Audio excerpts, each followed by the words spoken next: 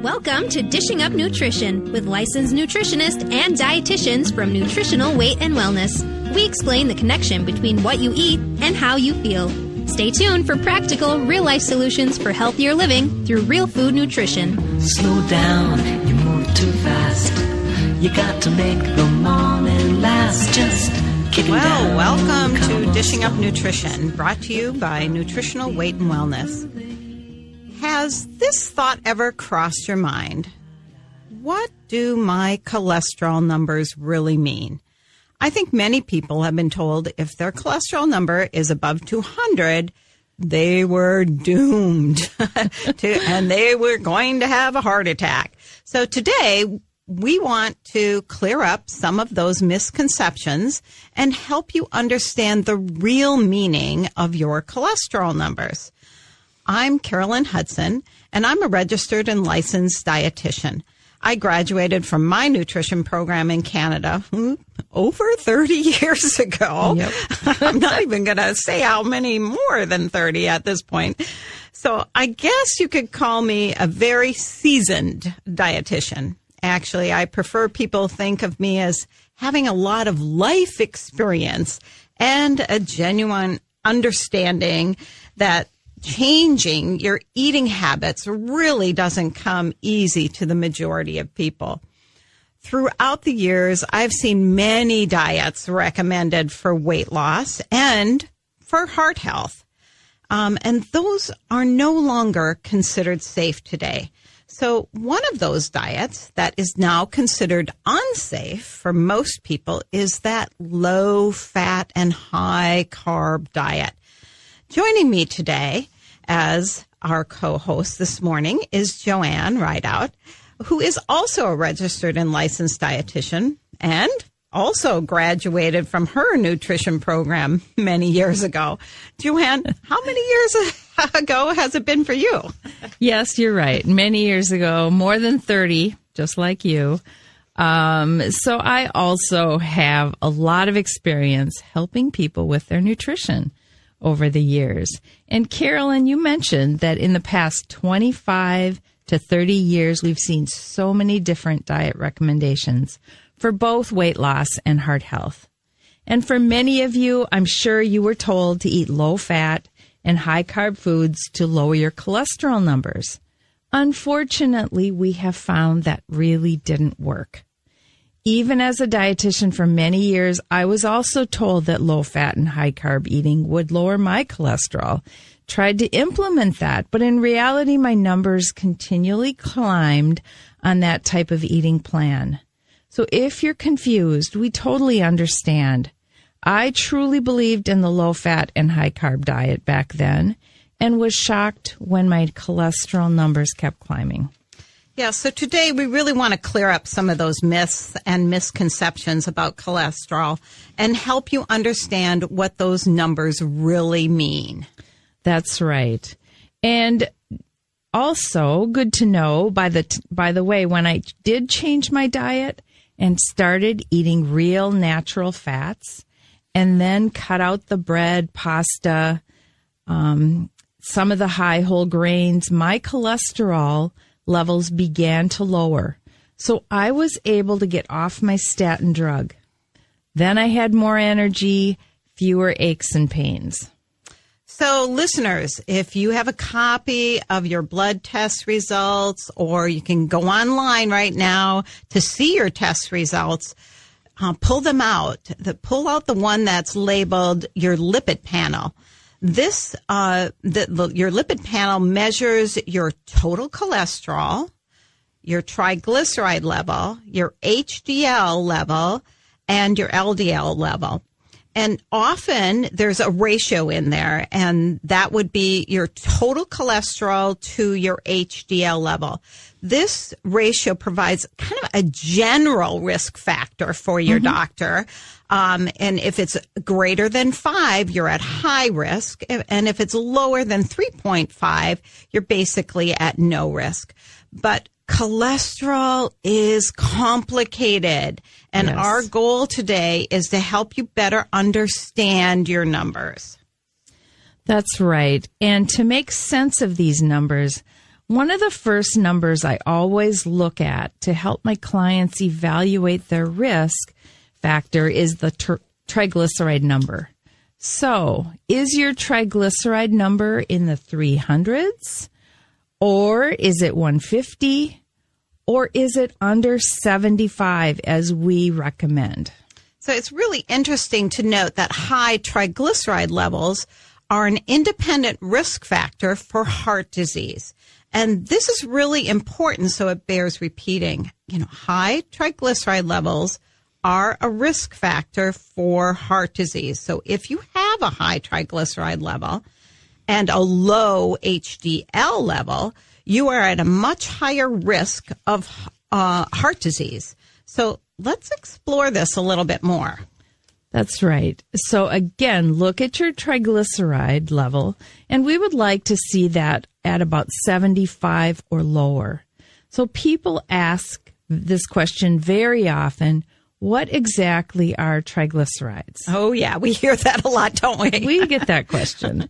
So triglycerides are the most common fats found in your body, and they mainly come from eating carbohydrate foods. Yes. Triglycerides are primarily made from processed carbs, sugar, and alcohol, which is then stored as fat.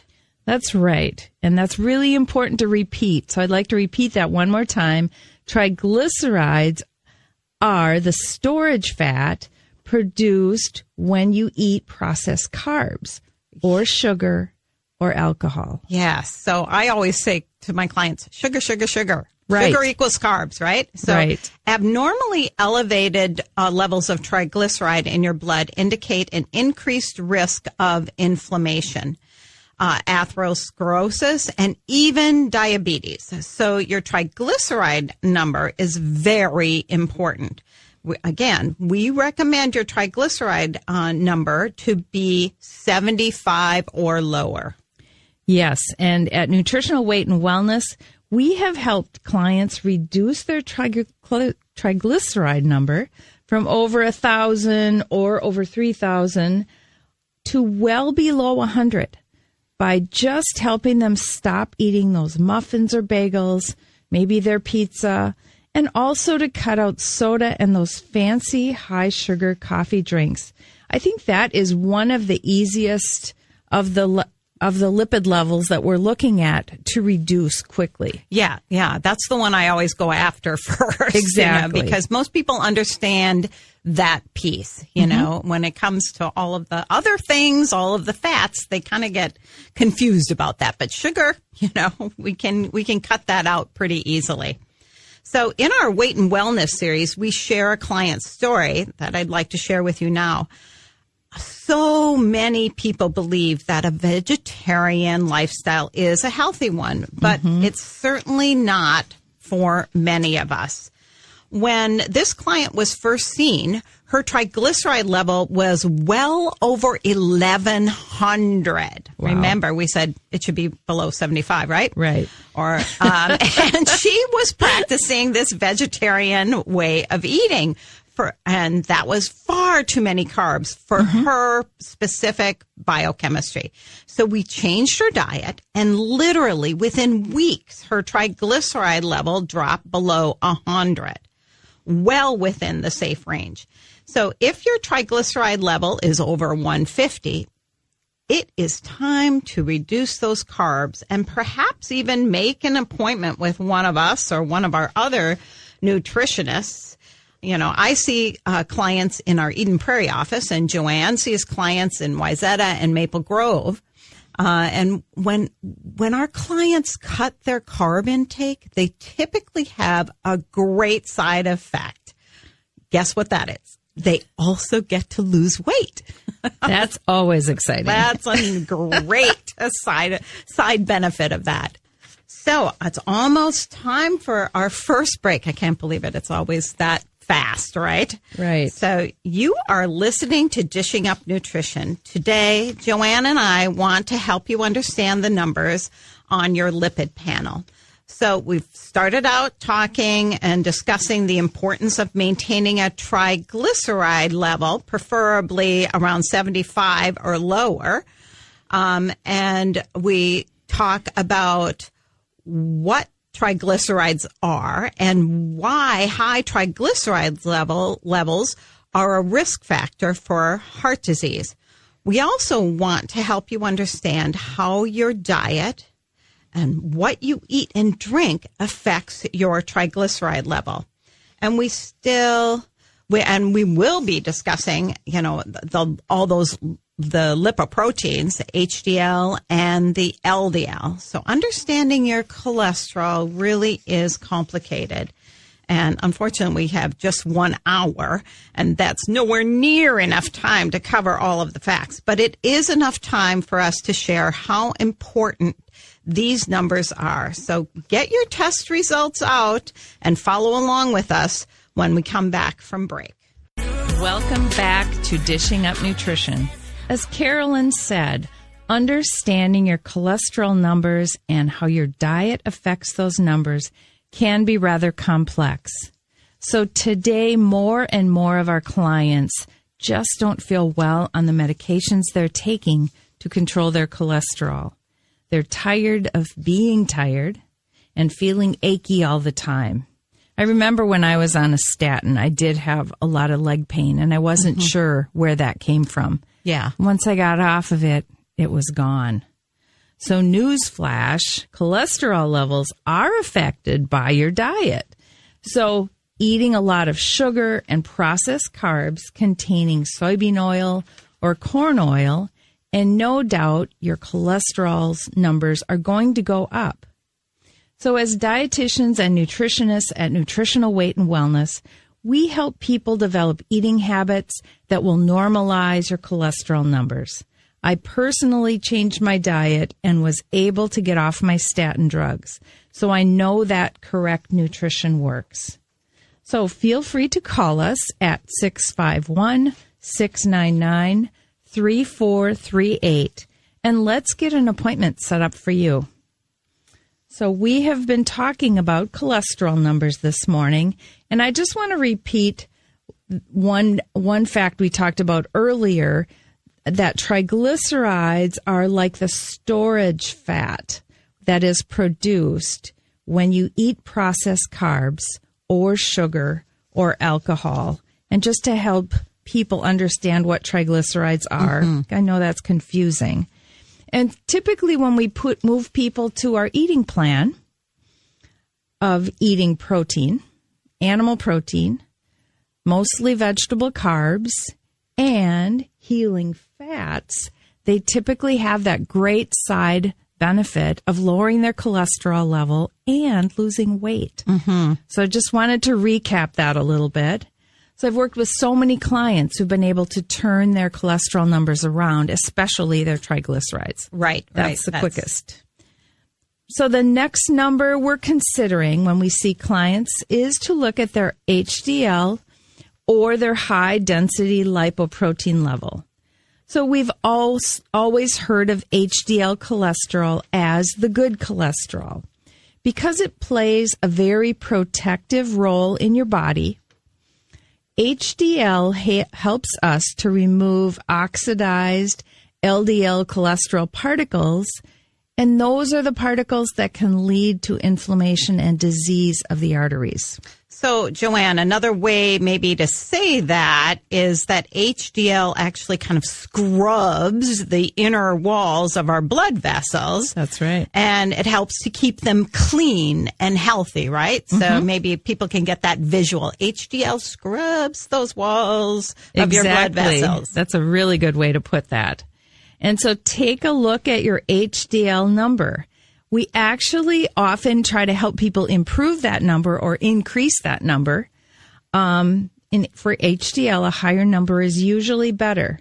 For men, it should be above 40, and for women, it should be above 50. So an ideal HDL level is actually within the 70 to 100 range. So when your doctor sends you to have a blood test, one of the most important things he or she checks is your triglyceride to HDL ratio. And unfortunately, that one isn't usually even on your lipid panel test, right? It really isn't. So you might be wondering, why is that significant, the triglyceride level to my HDL level? This ratio actually reflects how the inflammatory triglyceride particles are being balanced out by the protective HDL cholesterol particles. So the lower the number on that ratio, the better. So, okay, look at your numbers again. If your triglyceride level is 70, which would definitely be ideal, and your HDL level is 70, you are perfectly balanced. So you're really basically not at risk for inflammation and cardiovascular disease. So in addition to lowering your triglycerides, really the goal is to be sure that your HDL is high enough, right? So that ratio is better, right? Right. So to get a high HDL, you could eat cold water fish, right? That's Full right. of omega-3s, or you can take some omega-3 fatty acids. Right. And you should be increasing your exercise. Both those things are going to increase your HDL and therefore, kind of reduce that ratio. And I think we were saying we don't want to have any more than a 2-to-1 ratio from your triglycerides to your HDL. I know that's what I usually tell my clients. So, but we really get concerned when our triglyceride to HDL ratio is above 3. Right. So, for example, if your triglyceride level is 199 and your HDL is 40, your risk ratio is about 5, right? And that is a concern. And maybe that means it's time to change your eating habits. So again, I just want to repeat our recommendation of getting your triglycerides down by eliminating those processed carb foods, the sugar, lowering, your sugar intake, your alcohol intake, all of those things will help reduce those triglycerides. And then to raise your HDL level, we need to eat more cold water fish or take some omega-3 fatty acids and increase our exercise. That's right. So as dietitians, we know, and research tells us, that insulin resistance, prediabetes, and diabetes increase the risk of coronary heart disease and stroke. So if your triglyceride level is higher than 100 to 150, and your HDL level is lower than 50, we think it's time to be concerned. You may want to ask yourself, what am I eating or drinking that's causing those higher blood glucose levels and higher triglyceride levels? What do I need to change in my diet? Well, maybe it's the pancakes and syrup that you eat before going to work, or the 3 bottles or cans of Mountain Dew or any kind of, pop. Those are full of high fructose corn syrup. Or maybe it's the fast food, French fries that are fried in refined soybean oils or other bad fats. Did you know that 2 French fries turn into 1 teaspoon of glucose or sugar in your blood? And of course, that's going to increase those triglycerides. And honestly, Joanne, do you know anyone who eats only 2 French fries? No. It's more like the 30 French fries. And that's going to equate to 15 teaspoons of sugar in your bloodstream and going to increase those triglycerides, on your lipid panel. That's right. So that's interesting because no one thinks of French fries as a sugary food, right? Right. And yet once you eat 1 or 2, people don't stop. Right. Then it just keeps going. So research also tells us that high triglyceride levels in women are much more dangerous than men. And in fact, some research tells us that overweight women who have high triglycerides and diabetes have 200 times greater risk of developing heart disease. So generally, that combination is going to result in a medication prescription, right? Right. So, Joanne, and I think it's getting to be time for break. To go for our second break. Continue this conversation. Right. So you're listening to Dishing Up Nutrition. Next Saturday, we are offering our Menopause Survival Seminar at our St. Paul location. This is a 5-hour seminar, and it addresses health issues for women experiencing perimenopause, menopause, and postmenopause. 75% of women experience incontinence in menopause, and we have many nutritional solutions to offer. And osteoporosis is also an issue for menopausal women. Did you know that more women die of a broken bone each year than from breast and uterine cancer? So we offer nutritional solutions for osteoporosis in this seminar. In addition to the seminar is packed full of helpful information. Dar and our Joanne and Chris will be available to answer all of your personal questions. So come and join us for the day. Call 651-699-3438 to sign up. Welcome back to Dishing Up Nutrition. If your HDL is a little bit low and your LDL is too high for your comfort level, we can design a cholesterol balancing eating plan. And in addition to that, we recommend supporting supplements.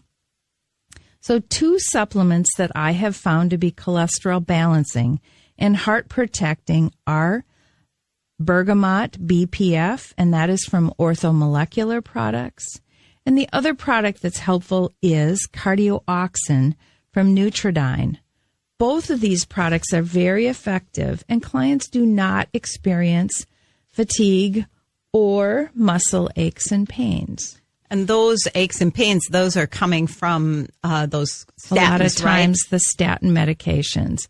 That's right. And I just want to repeat a little one thing I was starting earlier is we always talk about food first at Nutritional Weight and Wellness. Right. So we always say you can take supplements, lots of supplements, and they may not be very effective unless your food is right first. Right. So getting the right balance with animal protein, healing fats, and vegetable carbs is the key to making all of this work together. Yeah, you can't supplement your way out of a bad diet, right? That's right.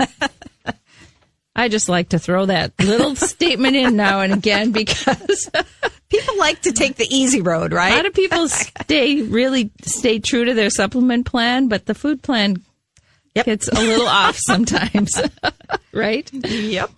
So we were talking about research tells us that high triglyceride levels in women are much more dangerous than in men.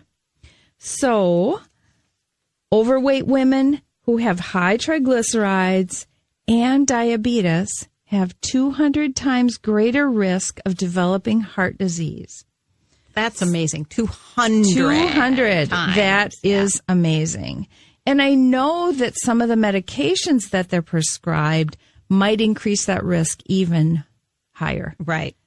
Of developing diabetes. So if you are diabetic with high triglycerides, maybe at one time in your life you were told to eat low-fat foods and may be very confused by the eating low-fat, but what about the healthy fats messages that you're getting? That advice is absolutely wrong to eat low-fat. So those low-fat foods often taste bad. So they add sugar or carbohydrates to improve the flavor and texture. That creates more triglycerides and results in more body fat, higher blood glucose numbers as a result. So a low-fat diet is certainly not the answer. And in regards to my own personal experience, when I changed my food and stopped eating low-fat, cut out the sugar, I lowered my triglycerides. I lowered my weight, and my aches and pains went away. And I know, Carolyn, you have a good story. I have also. a story, too. So I think maybe now is a good time to talk about that. You know, before I started working at Nutritional Weight and Wellness, remember, I've been a dietitian for a long time, over 30 years. But my total cholesterol was over that 200 mark, right? And that's when doctors always say, oh, you need to either go on a cholesterol lowering med, a statin, or, you know, they don't sometimes even give you an option. But anyway, my cholesterol was just over 200, 209. My HDL wasn't very good. I remember it's supposed to be above 50 for women, right? Mine was 44. My LDL, which we haven't really talked too much about yet, but we will, was 151. And my triglycerides were 127. Okay. So what do we say for triglycerides? We want it right about that 75. So my ratio, the ratio that most doctors look at, that I talked about at the very beginning of the program, was the total cholesterol to your HDL. That was 4.8. So that's a medium risk. And my triglyceride to HDL level was 2.8. So it was 127 over 44, right? And 2.8. So definitely it wasn't that one-to-one balance that we're looking for. So shortly after I started at Nutritional Weight and Wellness, I had my annual physical. And I'm really happy to report that since I've been eating the Nutritional Weight and Wellness way, and I was one of those low-fat people, Joanne. I was eating low-fat everything. And I wasn't, you know, I didn't do a lot of processed carbs, but boy, I had too many carbs for my body, you know? Yeah. So now my cholesterol's still over 200, but my HDL has risen to 78. That's excellent. That's really good. And that puts my main general risk factor as no risk, right? It's like down to 2.7, I believe it is. And we want to keep that number below 3.5. And my triglycerides are 76. So perfect. 75 is our goal, right? So I'm pretty happy with that. And my ratio, then my triglycerides to HDL, it's at 0.9. Excellent. So that's pretty darn good. Yep. And then my LDL has lowered to 114. I'd still like to get it below 100. But Right. but anyway, I'm in the no risk category. You absolutely are. And then the other thing that happened is I also lost weight when I started eating the Nutritional Weight and Wellness way. And I had been struggling, you know, I'm over that 60 mark. Yeah. Me too. And so most women do struggle after menopause with their weight. And I just couldn't get those extra pounds off. But eating the Nutritional Weight and Wellness way, I was able to drop those pounds and get my entire lipid panel in line. So my doctors are really happy with me. That's good. Great story. Yeah. So as we said earlier on the show, Joanne and I really have been around the world for a number of years. Yes. So we both have personally followed this whole sugar story. Did you realize that as far back as 2003, which is like 16 years ago, the World Health Organization recommended that no more than 10% of your calories should come from sugar? Wow, that's 16 years ago that report came out. And the report suggested that people could lower their risk of obesity, diabetes, and heart disease by simply reducing their sugar consumption. But guess what happened? The sugar industry tried to block that report, and very unfortunately, they succeeded. So the world hasn't heard this message loud and clear. So that's one of the things we're trying to really clear up today. Right. I was reading a book too, and remember somewhere in the 70s, there was a similar kind of information published about sugar that was blocked from being exposed to the public. So unfortunately, there's been some of that. But in 2005, the Institute of Medicine suggested that sugar consumption could increase the risk of heart disease, also diabetes, and raise our LDL cholesterol. But no one was listening. So by the year 2000, the average person consumed 90 pounds of sugar each year. That is amazing to think about. 90 pounds of sugar in a year. By 2011, it was up even higher to 156 pounds of sugar in a year. So think about that amount of sugar. So 31 5-pound bags of sugar for every man, woman, and child in America. Wow. So that's amazing. Yeah. So, I'm sure some of our listeners are saying, oh, come on. I don't buy, 31 bags of 5 pounds at each bag of sugar. But really what we want people to be thinking about is not just those bags of sugar that you're buying, but it's those processed foods, the sugar that comes from those processed foods, alcohol, and all of the baked goods and the pop and the fancy coffees. That's right. So that equates to that 156 pounds of sugar. So it's not just the bags of sugar. So it's all of the foods that we're eating and how that turns into sugar in our body. Exactly. So I think it's interesting also, over 15 years ago, research found that sugar increases our LDL levels. We were told that is the bad cholesterol, and all along we were told that it was fat that raised our LDL. So there's more to that story after we go to break. Yeah, it's time for our last break here. So you're listening to Dishing Up Nutrition. If the winter weather makes you just want to stay home, I would have loved to stay in bed this morning. But you also want to improve your nutrition, I'd like to suggest our online program, Nutrition for Weight Loss Plan.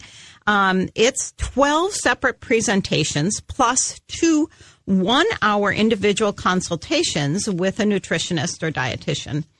We realize that sometimes winter driving can be difficult, or maybe you're a real podcast listener, but you still want to establish better habits. So our Nutrition for Weight Loss series is a great solution.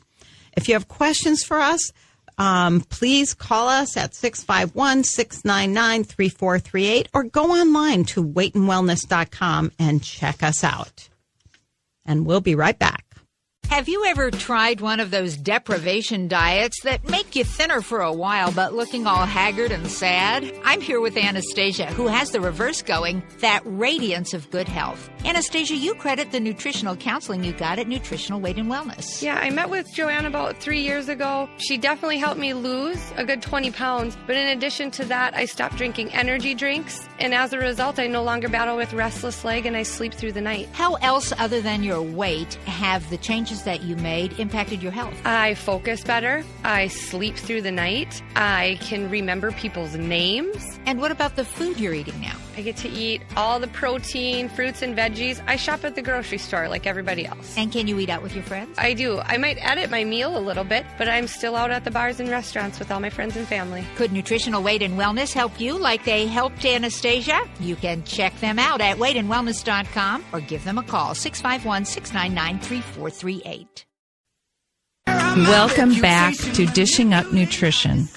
If you are a person who does better when you attend a class in person and feel you benefit from the other people in the class, let me suggest our in-house Nutrition for Weight Loss program that starts the week of February 25th in all of our locations.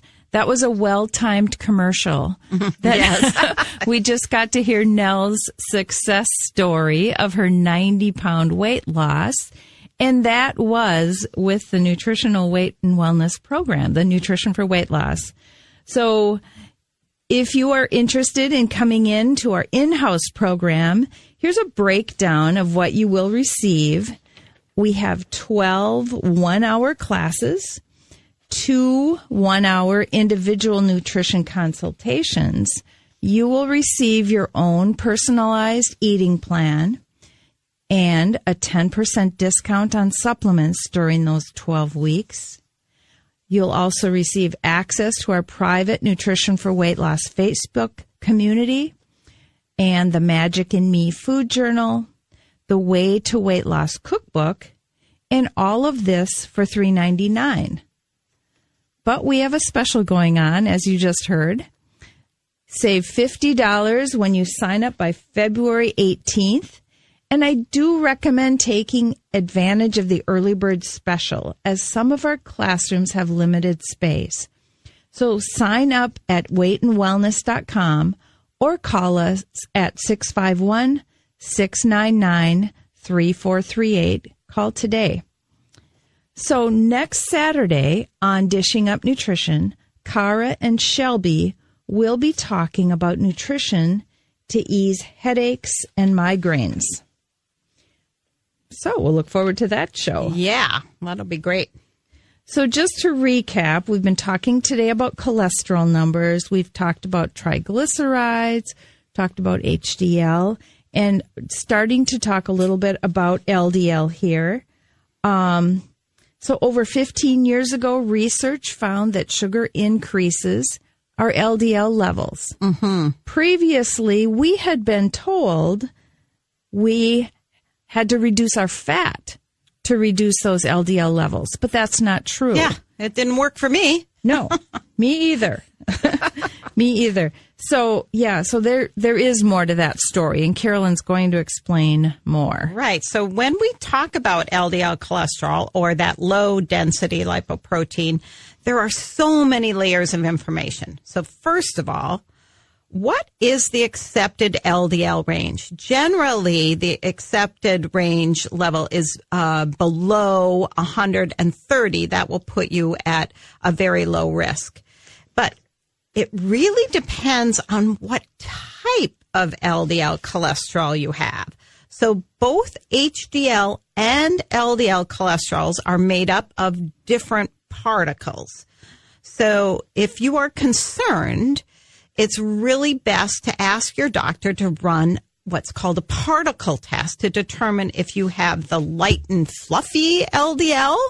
And some people do, right? And those LDL numbers are high and they get concerned. But if they have the light and fluffy, that's not bad. That's kind of the good LDL. But you could also have the small, dense LDL particles. And those are not so good for your health. But I have found, Joanne, that some doctors just refuse to run this test. Right. So, what about, have you got clients? Yeah. I agree. And I know a lot of people, and people just don't want to pay extra for more tests on their own. Or maybe don't even know they have that option. Yeah, but then I say to people, okay, so you're going to start taking a statin. How much is that going to cost you? And, know, what's your deductible or whatever? And then we kind of reason it out. And I say, okay, maybe it's worth running this one test. Yeah, if you can. So also, if you do have those light, fluffy particles, it does reduce your risk. But if you have the small, dense LDL particles that are oxidized and inflamed, you are at more risk. So when you think of LDL and HDL cholesterol, the LDL carries kind of that ready-to-use cholesterol molecules or particles to be absorbed by the cells that need the LDL cholesterol. And we need some LDL cholesterol. Yes, we do. And the HDL actually picks up that excess cholesterol and carries it back to your liver for recycling and excretion. So the HDL and the LDL actually work together to keep us healthy. That's right. And I want to finish up our discussion about cholesterol today by sharing some surprising information. Most people think LDL is a bad cholesterol, but the reality is LDL cholesterol is really not bad at all. It actually has many functions in the body. So in past shows, we've talked about having healthy cell membranes and how that is important. Our LDL cholesterol carries beneficial nutrients to all of our cells. So we need some of that LDL, so right? LDL is a carrier of those good nutrients. LDL cholesterol also helps to make cortisol and estrogen and progesterone and testosterone. Those are all important hormones. Mm-hmm. So we need LDL to produce our hormones. Lastly, LDL cholesterol plays an important role in brain health and brain function. It's a master antioxidant for the brain and helps to make vitamin D. And actually, I thought that's interesting. We talk about it being a master antioxidant for the brain. When my dad was on a statin medication but was diagnosed with dementia, they took him off that statin medication immediately. So that tells you something about maybe they do know that there is some risk there. Mm-hmm. And Joanne, I got to say the same thing with my father. He was on a statin forever. Mm-hmm. And then when he got dementia, he miraculously came off of the statin. And I never really realized it until I came to Nutritional Weight and Wellness why that was. Mm-hmm. So, yeah, you're right. So understanding cholesterol, as you can well imagine, is very complicated. And it's unfortunate that most people have not been given accurate information about it. So if you want to know more about cholesterol, we cover the topic in our Weight and Wellness series in great detail.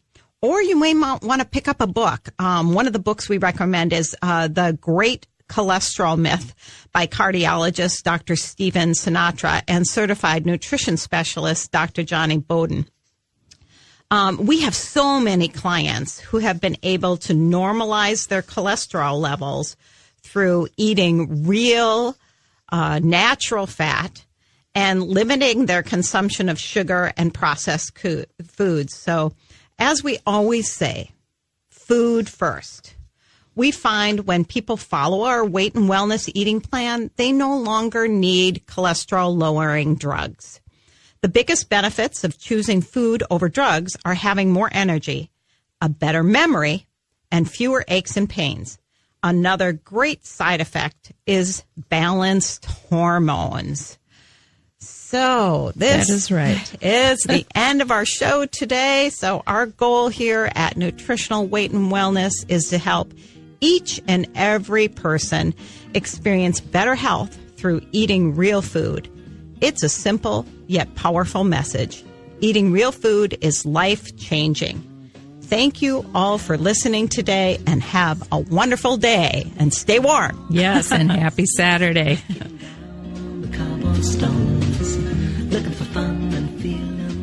Thanks for listening to Dishing Up Nutrition. If you enjoy this podcast, please share your favorite episodes with a friend or leave a review on iTunes, Stitcher, or iHeartRadio.